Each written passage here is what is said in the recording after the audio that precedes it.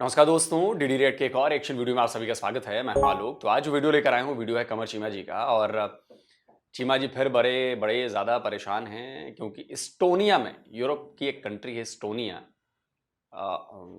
वहाँ पर स्क्रीनशॉट लगा देता हूँ। वहाँ पर यूरोप का सबसे बड़ा भगवान शिव का मंदिर बना है।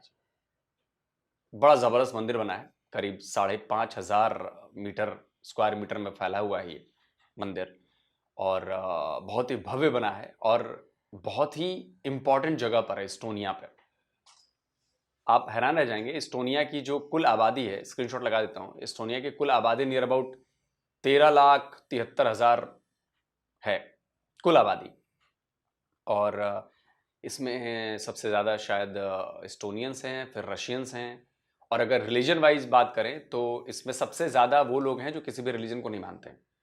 उसके बाद क्रिश्चियंस आते हैं, उसके बाद फिर किन्होंने डिक्लेयर नहीं किया उनके आते हैं, कुछ परसेंटेज है। मतलब मैक्सिमम परसेंटेज जो है वो रिलीजन नहीं मानने वालों की है। और अगर सबसे ज़्यादा देखा जाए कि उसमें किस रिलीजन के लोग रहते हैं तो वो क्रिश्चियनिटी है, तो क्रिश्चियन रहते हैं वहाँ पर। अब वहाँ पर एक ये हिंदू टेम्पल, भगवान शिव का सबसे बड़ा टेम्पल जो है यूरोप का अभी तक का कहा जा रहा है, वो वहाँ पर बन गया है। अब इसको लेकर चीमा जी बहुत परेशान है। तो पहले मैं आपको उस टेम्पल की तस्वीरें दिखा देता हूँ कि कैसे बना है, कैसे है, क्या चीजें हैं, देख लीजिए।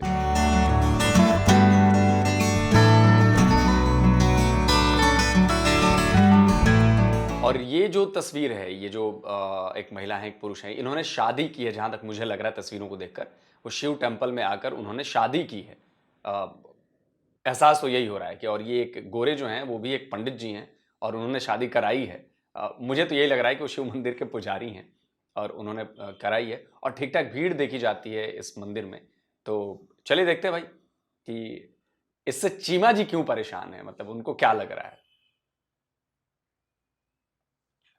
जी हेलो दोस्तों, मैं हूं कमर चीमा। उम्मीद है आप लोग ठीक होंगे। दोस्तों आज बात करने जा रहा हूं कि एस्टोनिया के अंदर सबसे बड़ा जो शिवा टेम्पल जो है वो बनाया गया है और ये तकरीबन इस साल जून के अंदर ये बनाया गया। क्वेश्चन ये है कि भारत ये टेम्पल क्यों बना जा रहा है या क्यों सपोर्ट कर रहा है, या पहले हमने देखा कि अमेरिका के अंदर एक बहुत बड़ा टेम्पल जो है वो बनाया गया। फिर हमने देखा अबू धाबी के अंदर एक बहुत बड़ा टेम्पल का इफ्तिताह हुआ। जब आपको याद होगा prime minister Modi I think April May में जब इलेक्शंस थे तो वो फरवरी के अंदर अबू धाबी के अंदर जो बाब्स मंदिर है उसका इफ्तिताह करके आए थे। फिर हमने ये भी देखा कि अमेरिका के अंदर जो है वो न्यू जर्सी के अंदर वॉशिंगटन पोस्ट और दुनिया के तमाम बड़े अखबारों ने कवर किया कि सबसे बड़ा एक बाब्स मंदिर बन रहा है। अभी कहा जा रहा है कि जो लार्जेस्ट शिवा टेम्पल जो है वो एस्टोनिया के अंदर बनाया गया है। और ये पूरी कॉम्प्लेक्स है, तकरीबन 5500 स्क्वायर मीटर की एक कॉम्प्लेक्स है। और ये इसके अंदर आप ये समझ लें कि जो एंशियंट इंडियन आर्किटेक्चरल प्रिंसिपल्स हैं, आगमा स्लीपा शास्त्रा, वो वहाँ पे मौजूद हैं। और दूसरा ये है, अगमा स्लीपा शास्त्र नहीं आता हो, शिल्प शास्त्र होता है। अगम शिल्प शास्त्र, वो जो सनातन कल्चर है हमारा, उसके मुताबिक चीज़ें होनी चाहिए, उसके मुताबिक जो है मंदिर बनने चाहिए। किस शैली में बनेंगे उनकी बात कही। वो शिल्पकारी, मतलब शिल्पकारी कहते हैं जो शिल्प बनाते हैं, आर्किटेक्ट आप उसे कह लें, पुराने ज़माने के वो हैं। ये है कि इसके अंदर जो एक सेरेमनी भी जून के अंदर हुई थी जिसमें ट्रेडिशनल रिचुअल्स हुई, दुआएं हुई, कल्चरल फेस्टिविटीज हुई। नहीं सर, दुआएं नहीं होती हमारे यहाँ, प्रार्थनाएं होती हैं हमारे यहाँ, भजन होते हैं, कीर्तन होते हैं, दुआएं नहीं पड़ी जाती हमारे यहाँ। और पूरे यूरोप और इंडिया से जो मेहमान थे वो गए वहाँ पे और उन्होंने जाके देखा कि उनको ये महसूस किया कि ये एक जिसे कहेंगे ना footprints, Hindu footprints in Europe जो हैं वो इस्टेब्लिश हो रहे हैं। देखने की तो हमें इस चीज़ का पता है कि ये बड़ी तादाद के अंदर इंडियंस ऑलरेडी या हिंदूज मौजूद हैं जो कि ज़ाहिर बात है चाहते हैं कि उनकी जो रिलीजियस प्लेसेस हैं वो इस्टेब्लिश हों, जो कि ज़ाहिर बात है हर मज़हब का एक फंडामेंटल राइट है और होना भी चाहिए। जैसे मुसलमान चाहते हैं कि दुनिया के अंदर जो मजहबी इबादत को करने के लिए मसाजिद होनी चाहिए। इसी तरह हिंदुओं का भी ये हक़ है, सिखों का भी ये हक़ है, ईसाइयों का भी ये हक़ है। और अक्सर हम इस चीज़ पे क्रिटिसिज्म भी कर चुके हैं कि मुसलमान जो हैं वो उस तरह अलाउ नहीं करते कि माइनॉरिटीज़ अपनी मर्ज़ी से अपनी जो रिलीजियस प्लेसेस बना सकें। लेकिन ये जो स्पिरिचुअल लैंडस्केप यूरोप के अंदर जून में बनाया गया है, ये एक इम्पॉर्टेंट डेवलपमेंट है इन टर्म्स के ये पूरे यूरोप का, पूरे कॉन्टिनेंट का सबसे बड़ा टेम्पल है।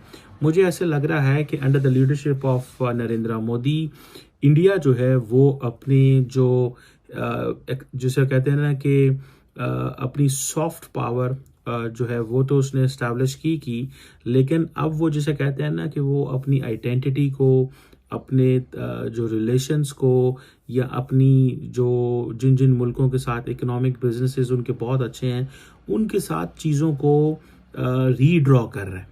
और वो ये समझता है कि इट इज़ नेसेसरी, ये बहुत ज़रूरी है कि ये लिंकेज बिल्ड किया जाए। अब होता क्या है कि आप देखें कि जो शिव टेम्पल है वो कहते हैं जी कि ये सनातन धर्म जो है उसकी जो इटर्नल टीचिंग्स हैं, सनातन धर्म, सनातन, संतना नहीं, सनातन धर्म बहुत इजी शब्द है, अरबी फारसी की तरह बहुत मुश्किल नहीं है।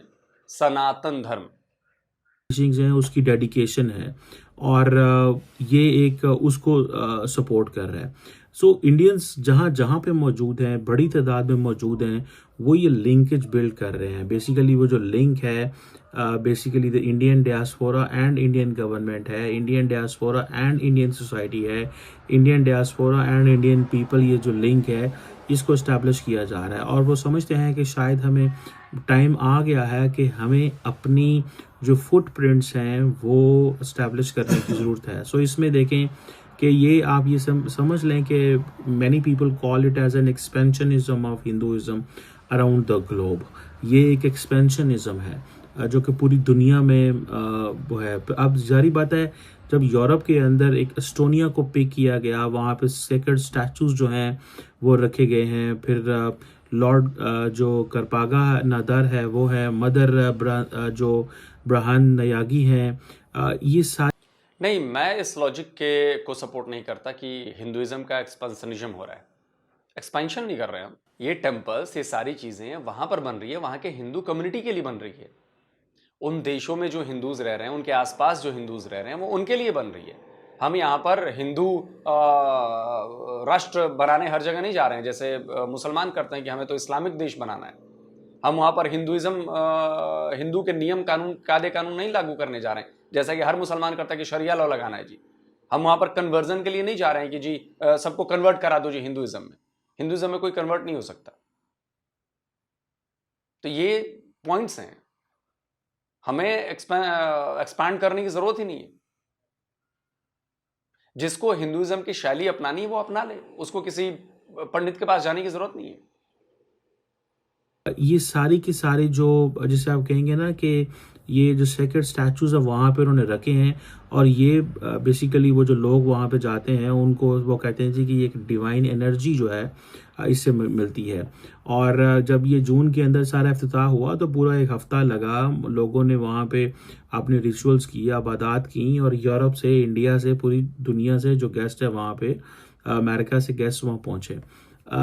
मैं ज़ाती तौर पे ये समझता हूँ कि जब प्राइम मिनिस्टर मोदी बाब सिंधु मंदिर का इफ्तिताह करने अबू धाबी गए थे, that was really very important connection, बड़ा इंपॉर्टेंट कनेक्शन था। फॉर एग्जांपल अगर आप देखें कि अयोध्या के अंदर जब राम मंदिर का इफ्तिताह किया गया, तो that was also an important. Is this job of a prime minister to do this?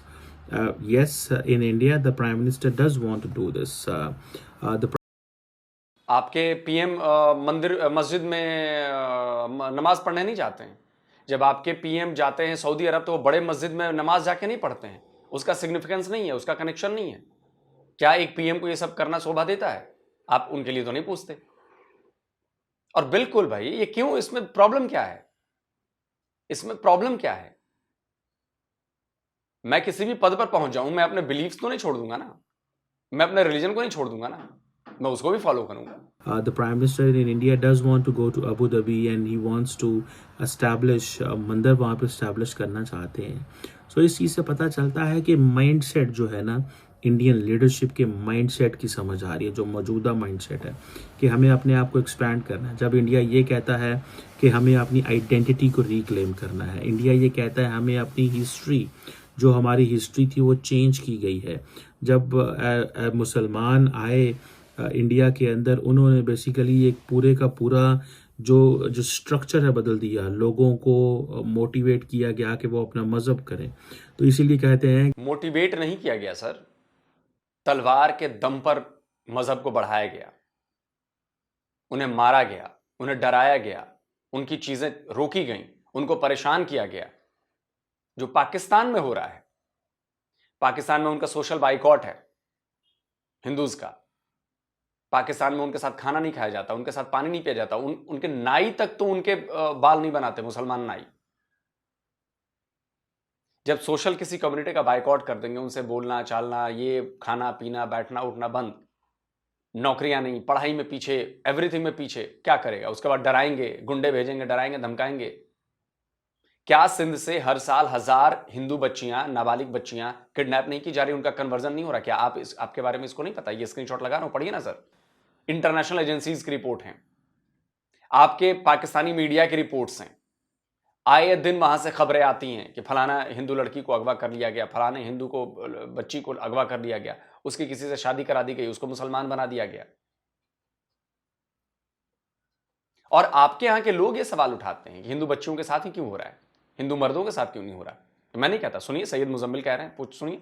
तो 2% पॉपुलेशन है सिर्फ हिंदूज की पाकिस्तान में, और उससे खौफजदा इतने हैं कि आपको लगता है कि बस इनको भी हम अपने जैसा बना लें। मुझे मर्दों का नंबर दिखाए ना, सिंध के अंदर कितने हिंदू मर्द हैं जो कि अपनी मर्जी से हर साल हजारों की तादाद में अपना फेथ चेंज कर रहे हैं। 0।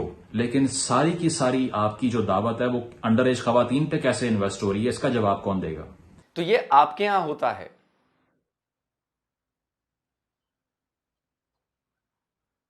मोटिवेट करके मजहब नहीं फैला आपका।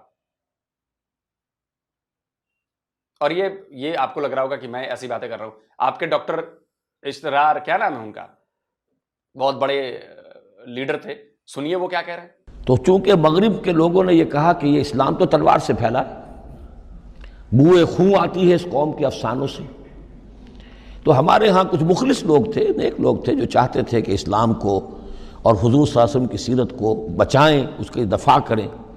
उनका नहीं, इस्लाम तलवार से नहीं फैला, हुजूर ने तो जो जंगें की थी वो सिर्फ मुदाफ़ियाना थी, उनके ऊपर जंग ठूस दी गई थी और आपने कोई इक़दाम नहीं किया। और उसमें यह है कि वो जो इब्तदाई जो 8 जो गज़वात और सराया हैं जो बदर से पहले हुए, उन्हें बिल्कुल तकरीबन नज़रअंदाज कर दिया है, ताकि ये साबित ना हो कि इनिशिएटिव हुजूर की तरफ से हुआ है। तो ये चीज़ जो है मैं समझता हूँ कि एक ख़ास दौर का तकाजा थी, वो दौर अब गुजर चुका। अब इस्लाम का ये फ़िक्र कि इस्लाम एक मुकम्मल दीन है, ये अपना गलबा चाहता है, और हुजूर को भेजा गया था इसलिए कि दीन को गालिब करें, और दीन को गालिब करने की जद्दोजहद एक इनकलाबी जद्दोजहद है। उस इनकलाबी जद्दोजहद में जहाँ पहला मरहला यही होता है कि पैसिव रेजिस्टेंस हो और पहले तैयारी की जाए, दावत, तंजीम, तरबियत और सब्र महज के ज़रिए से एक क़ुव्वत फराहम की जाए। फिर दूसरा मरहला आता है, बातिल के साथ टकराना पड़ता है और उसमें आगे बढ़कर टक्कर मोल लेनी पड़ती है। ये नहीं है कि इंतज़ार ही करते रहें, यानी एक जिसको हम कहते हैं कोएग्जिस्टेंस, पीसफुल कोएग्जिस्टेंस हक़ व बातिल के दरमियान नहीं हो सकती।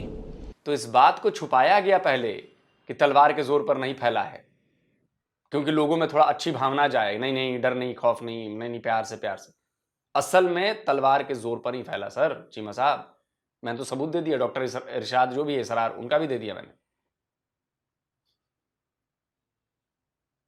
हैं कि जी घर वापसी जो है वो होनी चाहिए। फिर वो कहते हैं जी फॉर एग्ज़ाम्पल कि हमें जो हम डिफेंसिव रहे हैं, अब हमें ऑफेंसिव होने की ज़रूरत है। बल्कि मैं आज देख रहा था सुप्रीम कोर्ट जो है भारत की, उसने ये कहा है कि किसी किस्म की भी जो रिलीजियस प्लेसेस हैं उसके सर्वे कराने की ज़रूरत नहीं है, इस प्रोसेस को रोका जा रहा है।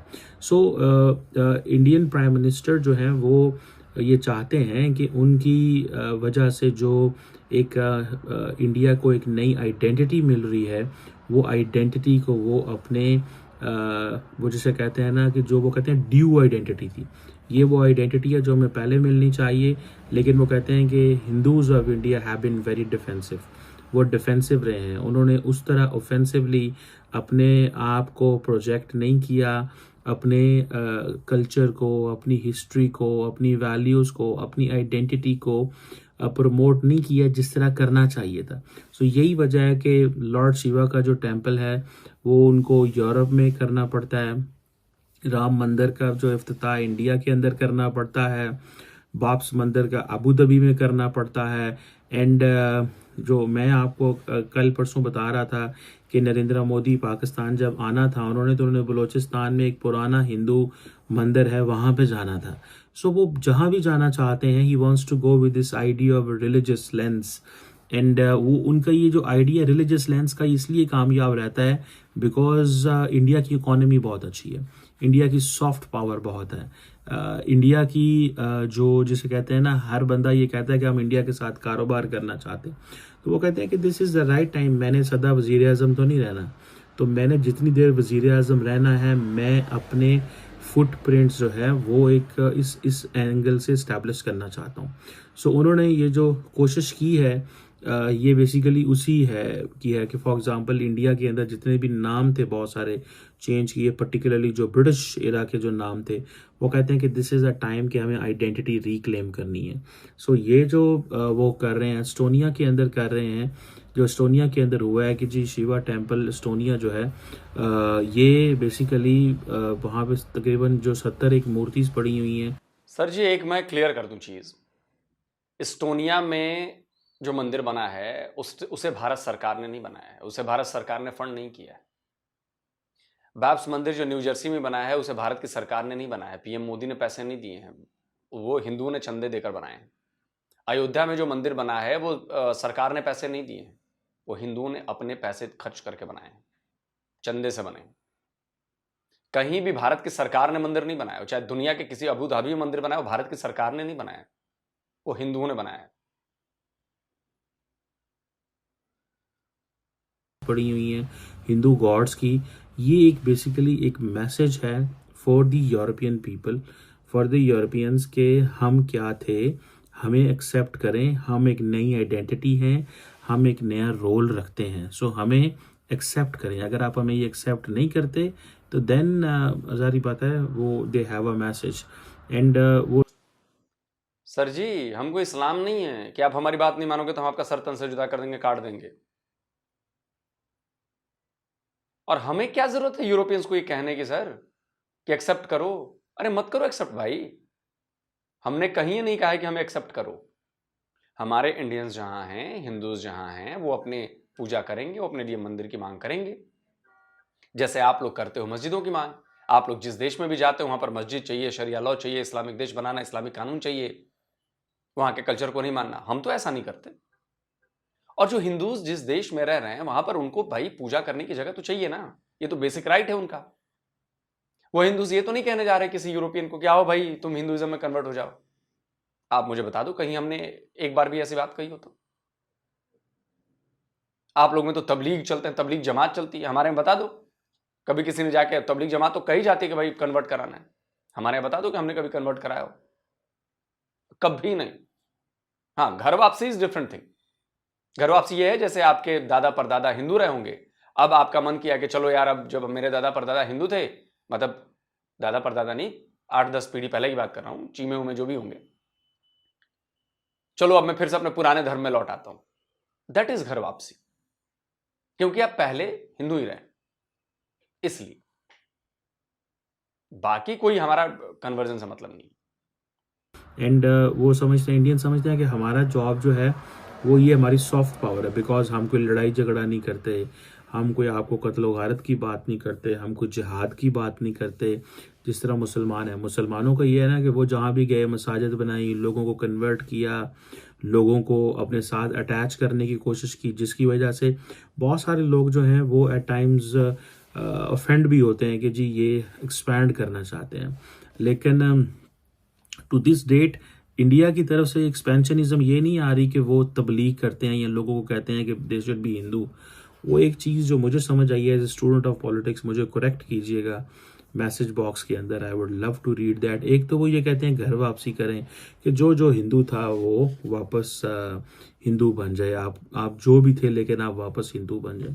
दूसरा वो कह रहे हैं कि हमारी जो आबादी है दुनिया के अंदर इतनी ज़्यादा हो गई है कि अब हम ये चाहते हैं कि हम अपनी रिलीजियस प्लेसेस को उन मुल्कों में बनाएं जहाँ पे नहीं थी। सो ये हमारा एक बुनियादी हक है। लेकिन ये उस टाइम सारा कुछ हो रहा है, नरेंद्र मोदी साहब उस टाइम ये सारा कुछ कर रहे हैं जब उनकी पावर जो है एट इट्स पीक है, जब Indian diaspora around the world उन्हें ओन करता है। फॉर एग्जांपल अगर अभी नरेंद्र मोदी अफ्रीका गए हुए थे, ब्राज़ील आई थिंक गए हुए थे या पता नहीं कौन से मुल्क गए हुए थे, तो वहाँ पे जब वो पहुँचे एयरपोर्ट पे तो जो जिसे कहते हैं ना उनको वेलकम किया गया। उनको वेलकम इस अंदाज से किया गया कि वहाँ पे जो हिंदू स्क्रिप्चर्स पढ़ने वाले लोग थे या हिंदू चीज़ों को जो स्टडी करने वाले लोग थे, उन्होंने उनको वेलकम किया। ठीक है, सो एक that was a religious welcome despite other than उनका जो पॉलिटिकल वेलकम वहाँ की जो हुकूमत ने किया, उनका एक रिलीजियस वेलकम है और वो इस चीज़ को पसंद करते हैं। इसीलिए अब दुनिया के हर मुल्क में जब वो जाते हैं तो वो बेसिकली इंडियंस ये कह रहे हैं कि हम अपने आप को, अपनी आइडेंटिटी हिस्ट्री को रिक्लेम कर रहे हैं और हम कोई एक्स्ट्रा चीज़ नहीं कर रहे। एक तो हम अपने लोगों को हकूक दे रहे हैं कि वो अपनी अब जो है रिलीजियस प्लेस बनाएं। बिल्कुल सही बात है, उनका जो हक बनता है कि वो अपनी रिलीजियस प्लेस जो है वो बनाएं, अपना रिलीजियस जो है वो जो बनाना चाहते हैं उनको ये हक मौजूद है और उनको बनाना चाहिए। लेकिन एट द सेम टाइम मैंने जैसे बताया कि नरेंद्र मोदी साहब जो हैं वो ही इज़ इंजेक्टिंग दिस, और उनकी जो पार्टी है, उनके जो लोग हैं, वो बेसिकली अपने जो कॉन्स्टिट्यूएंट्स हैं, अपने जो लोग हैं, उनके दिमागों के अंदर इस चीज़ को इंजेक्ट कर रहे हैं कि ये काम आज तक कोई नहीं कर सका और ये काम हम कर रहे हैं। ठीक है जी, ये काम किसी ने नहीं किया, ये काम हमने किया है, हम कर सकते हैं ये काम, और कोई बंदा ये काम नहीं कर सकता।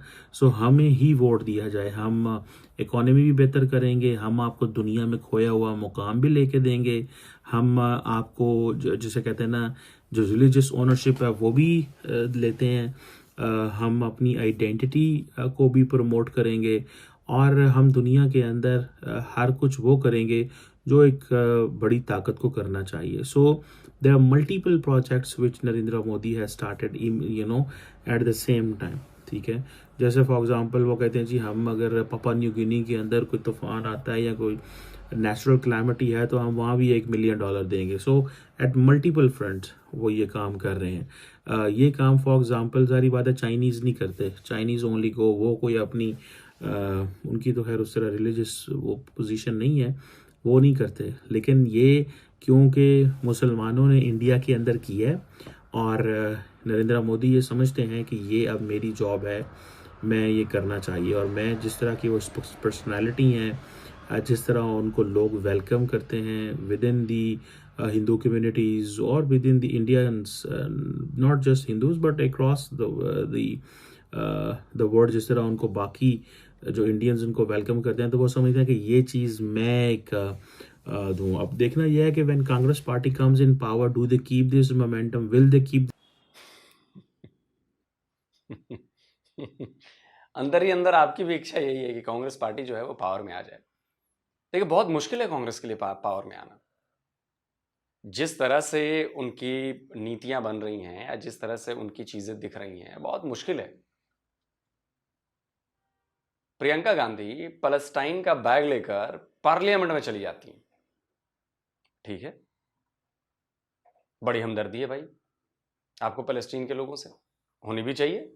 जो मजलूम मारे जा रहे हैं उनसे होनी चाहिए, हमास वालों से नहीं होनी चाहिए। लेकिन आपको पता है ना कि फिलिस्तीन का नाम सुनते ही देश के मुसलमान के, अब दुनिया के मुसलमानों के साथ क्या होने लगता है। उनको लगता है कि अगर मैंने कल से मैं फिलिस्तीन की बात करना शुरू कर दूं ना, फिलिस्तीन का हक में बोलना शुरू कर दूं, तो आप यकीन मानिए कि मेरा चैनल 4-5 मिलियन सब्सक्राइबर पहुंच जाएगा। समझ रहे हैं आप? तो उनको वोट चाहिए, उनको वोट चाहिए। लेकिन बड़ा अच्छा लगता है कि आज अगर उन्होंने पैलेस्टाइन का बैग लाएंगे तो सेव हिंदूज का भी एक बैग लेके चले जाएं। बांग्लादेश में जो हो रहा है वहां नहीं लेके जाएंगे। तो अगर प्रियंका गांधी को ये लग रहा है या कांग्रेस पार्टी को ये लग रहा है कि इस तरह की चीजें करके आपने क्लियर कर दिया है कि आप एक जगह फोकस है आपका कि आपको मुसलमानों के वोट चाहिए, फेयर इनफ, ओके, बट आप ये मत भूलो कि भाई दूसरी पार्टी भी तो देख रही है ना, वो भी अपने तरीके से फायदा उठाएगी। तो जब वो हिंदुओं की बात करती है तो आपको चिढ़ मचती है, क्यों भाई? जब आप मुसलमानों की बात कर रहे हैं, फेयर इनफ, बिल्कुल करिए, आपका हक है, हम एक डेमोक्रेटिक नेशन में हैं। तो जब सामने वाला हिंदूज की बात करता है तब आपको चिढ़ नहीं मचनी चाहिए, जब आप उसका विरोध नहीं करना चाहिए। वरना अगर आप हिंदुओं की बात करने वाले नेता का अगर विरोध करते हैं हिंदुइज्म के मौके उस पर, तो फिर तैयार रहिए कि भाई पैलेस्टाइन वाले पे भी आपको ट्रोल किया जाएगा, पैलेस्टाइन वाले पे भी आपको बोला जाएगा। यही तो पॉलिटिक्स है। और will they leave this only for Narendra Modi, या बीजेपी की जॉब है, ये किसी और की जॉब नहीं है। तो ये चीज़ जो है ना वो ये एक है। अब इसमें देखना पड़ेगा कि किस तरह, जैसे कहेंगे ना कि चीज़ें फर्दर इसमें अनफोल्ड होती हैं। बट एस्टोनिया के अंदर ये मंदिर बनना, लीडरशिप का, इंडिया का इसको ऑन करना, और मुझे इस चीज़ का पता है कि द मोमेंट नरेंद्र मोदी साहब वहाँ जाएंगे तो वो इस मंदिर में ज़रूर जाएंगे, ठीक है। और वो ओनरशिप लेना चाह रहे हैं जो इंडिया का रिलीजियस प्रोजेक्ट है, और वो क्राफ्ट कर रहे हैं जो हिंदू आइडेंटिटी। चल छोड़ी होगी बात। सर जी देखो, क्लियर सी बात है, आप अपनी आइडेंटिटी भूल गए। आइडेंटिटी क्राइसिस आपको है, मुझे नहीं, मेरे जैसे करोड़ों हिंदुओं को नहीं है। उन्हें अपनी आइडेंटिटी पता है, उन्हें अपनी हिस्ट्री पता है, हमें अपनी हिस्ट्री पर नाज है, हमें अपनी आइडेंटिटी पर नाज है, गर्व है हमें। आपको प्रॉब्लम है अपनी आइडेंटिटी से, आपको प्रॉब्लम है अपनी हिस्ट्री से। आप जिसकी तरह बनना चाहते हैं वो आपको मुंह नहीं लगाते, और जो आप हैं वो जड़ें आपने काट दी। तो बहुत बड़ी आइडेंटिटी क्राइसिस है आपके। मैं आपके दो बड़े लोगों की बात सुनवाता हूं, हसन निसार जिन्हें आप भी जानते होंगे, और डॉक्टर परवेज हुदबॉय जो न्यूक्लियर साइंटिस्ट हैं आपके यहाँ। इन दोनों ने आइडेंटिटी क्राइसिस पर पाकिस्तान के क्या कहा है, जरा सुनिए। हम वो लोग हैं जो आइडेंटिटी क्राइसिस का शिकार हैं, शनाख्त का बहरान। हम एक ऐसी कौम है जो अपनी शनाख्त खरीदने के लिए जब जाते हैं तो हमारी जेब में टका नहीं होता, हम जानते ही नहीं हम हैं कौन। कभी हम अरब के साथ जुड़ते हैं, कभी हम फलाना, वो हमें मुंह नहीं लगाते ना, उन्होंने पहले कभी लगाया है। कभी टर्क्स के साथ, कभी ये गौरी है, ये गजनवी है, ये फलाना है, टमकाना है। ओ भाई, तुम राणे हो, तुम चीमे हो, तुम चट्ठे हो, तुम दुग्गल हो। क्योंकि हमने अपनी शनाख्त को सिर्फ और सिर्फ इस्लाम से जोड़ा है, तो हम इस मिट्टी के लोगों को नहीं पहचानते। हमारी नजर हमेशा बाहर की तरफ होती है, कभी अरब की तरफ, कभी तुर्की की तरफ। अपने लोगों को हम नहीं मानते। तो अब आपको मेरा लॉजिक समझ में आ गया होगा कि मैं ये क्यों कह रहा हूं। तो अगर पीएम मोदी वहां जाएंगे और वो अपनी आइडेंटिटी जिस चीज से उनकी है, अगर उस मंदिर में जाते हैं तो इसमें क्या बुराई है भाई? हमें पता है ना कि हमारी आइडेंटिटी क्या है। हमें नहीं है क्राइसिस आइडेंटिटी की, हमें हजारों साल से पता है कि हम क्या हैं। हमारी आने वाली जनरेशंस को भी पता होंगी कि हम क्या थे, क्या हैं और क्या होंगे। हम आपकी तरह नहीं हैं जो अपने रिलीजन का ना हो पाया, वो किसी और का क्या होगा। आप दूसरे के कल्चर को अपना कहते हैं, उस पर गर्व महसूस करते हैं। आप गोरी, गजनवी और इन जैसे अब्दाली टाइप के जो लुटेरे, हत्यारे, आक्रमणकारी थे, उनको अपना हीरो मानते हैं। That is your problem. जिन्होंने आपकी बहन बेटियों को लूटा, आप उनको हीरो मानते हैं। That is your problem. हम नहीं मानते हीरो ऐसे लोगों को, और न मानेंगे कभी। इसलिए क्योंकि हमें अपने सनातन कल्चर पर गर्व है, हमें अपनी हिंदू आइडेंटिटी पर, सनातनी आइडेंटिटी पर गर्व है, और हमें कोई आइडेंटिटी क्राइसिस नहीं है। अगर हम एस्टोनिया में मंदिर बना रहे हैं और हमारा पीएम वहां जाएगा, बढ़िया है, वो अपनी आइडेंटिटी दिखा रहा है लोगों को कि yes this is my identity, और हमें अपनी आइडेंटिटी शो करने में कोई शर्म नहीं आती, आप लोगों की तरह जिन्हें अपनी हिस्ट्री शो करने में, अपनी हिस्टोरिकल आइडेंटिटी बताने में शर्म आती है। दोस्तों, आप क्या कहते हैं? कमेंट में अपनी राय जरूर लिखें। जल्दी मिलता हूं एक और नए वीडियो के साथ। नमस्कार।